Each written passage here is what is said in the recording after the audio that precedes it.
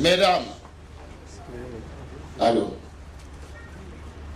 Mesdames, Mesdemoiselles et Messieurs, distingués invités Congo, en ce jour de la sortie officielle de notre parti, le regroupement des novateurs du Congo, Renovac en sigle, nous avons, au nom de la direction politique, l'agréable devoir de saluer votre présence parmi nous.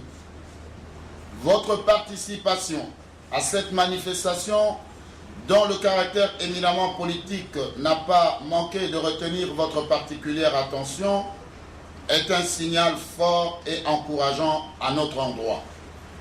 En effet, c'est en patriote averti que vous avez, nous en sommes convaincus plutôt, daigné accepter notre invitation, sacrifiant ainsi vos nombreuses occupations, aussi importantes les unes comme les autres, afin que nous puissions, tous ensemble, commémorer l'événement et marquer d'une pierre blanche la rencontre de ce jour.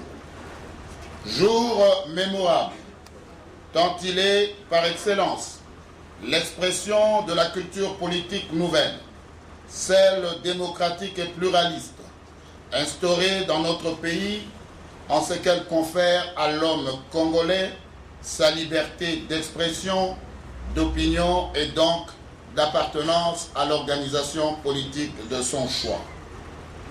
Mesdames, Mesdemoiselles et Messieurs, distingués invités, chers frères et sœurs militants du regroupement des novateurs du Congo, dès lors vous conviendrez aisément avec nous que notre pays, dans sa configuration politique et institutionnelle revitalisée, se trouve aujourd'hui à la croisée de chemin. Il vient d'inaugurer une ère nouvelle, celle de liberté conquise et des responsabilités collectives consacrées depuis par la Constitution de la Troisième République. Une étape importante de sa croissance que nous devons célébrer et assumer avec discipline au regard de la Constitution et des lois de la République. Ce à quoi nous nous engageons, sans désemparer, d'assumer avec fierté et ambition pour converger vers un destin collectif meilleur. Cette configuration politique institutionnelle revitalisée, tout naturellement, procède d'une démarche de conceptualisation et d'appropriation des enjeux importants de notre développement. Elle devra, à ce titre, nous permettre d'aller à la rencontre de la civilisation universelle. Autrement dit, qu'après une longue période de déperdition, notre pays vient désormais de retrouver la voie tracée par les pionniers de notre indépendance. Ceux-là même qui ont défié courageusement le pouvoir colonial pour l'accession du Congo à la souveraineté nationale et internationale. Tout est ici à leur honneur car ils ont cru aux vertus de dignité et de liberté à la faveur d'un Congo démocratique. Ils y ont cru tellement qu'ils ont subi sans pour autant désarmer des sévices et toutes sortes d'humiliations. Et d'ailleurs, pour certains d'entre eux, ils ont donné le meilleur d'eux-mêmes jusqu'au sacrifice suprême. D'où ce lien sacré qui unit le Congolais à ses héros.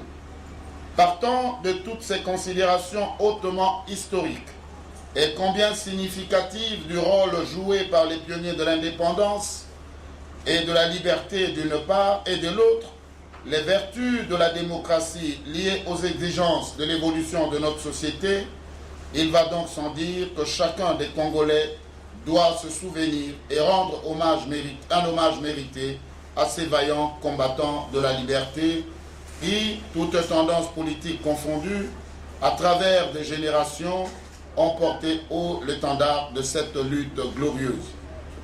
C'est à ce titre qu'il y a lieu, justement, de considérer que la consolidation de la démocratie est un contrat sacré, un combat du peuple, un combat de tous les instants, un combat impérissable, bref, une quête permanente dont la dimension morale et historique n'a d'égal que le degré de notre amour pour la patrie. C'est dire en substance qu'il s'agit d'un réel motif d'interpellation permanente afin que la conscience d'un chacun des citoyens congolais puisse demeurer à jamais en éveil et stimuler en tout lieu et en toutes circonstances un esprit patriotique soutenu par une vigilance tous azimuts. Aussi faut-il, dans le même esprit, au travers d'une lecture rationnelle et juste de l'histoire récente de notre nation, reconnaître à son Excellence Joseph Kabila Kabange toute la place qui lui revient dans cette quête de construction de la paix et de consolidation de la démocratie en République démocratique du Congo, notre pays.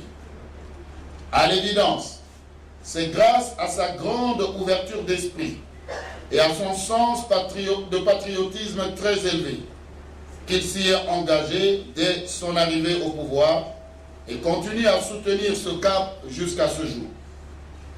Au travers de cet engagement, le président de la République a conduit peu à peu le pays vers la fin de la guerre, à la fin d'un Congo écartelé, au bord de la balkanisation, à la fin d'un Congo désemparé et perpétuellement en deuil. Et voici que ce processus de paix et de gouvernance démocratique, amorcé depuis les différentes négociations, a abouti, grâce une fois de plus, à la détermination du président. Je disais, et voici que ce processus de paix et de gouvernance démocratique, amorcé depuis les différentes négociations, a abouti, grâce une fois de plus, à la détermination du président Joseph Kabila Kabange à l'organisation des élections générales démocratiques et pluralistes de 2006, lesquelles ont permis de nous garantir l'amorce d'une transformation décisive de notre société. Ce processus qui a pris forme et corps a accouché d'un Congo voué à l'espérance. La République démocratique du Congo, sous la houlette du président de la République, est sur orbite. Au-delà, il faut reconnaître que la tâche est de longue haleine et reste ardue. Cependant, en dépit de tout et devant la puissante volonté du peuple, volonté de l'accompagner, volonté nourrie par la vision des 5 chantiers, cette lourde mission n'est pas insurmontable. La détermination de l'ensemble des Congolais, leur engagement volontariste et leurs efforts conjugués au nom de l'intérêt supérieur de la nation prendront le dessus sur les difficultés et autres vicissitudes qui émanent et par moments énervent encore les avancées démocratiques attendues.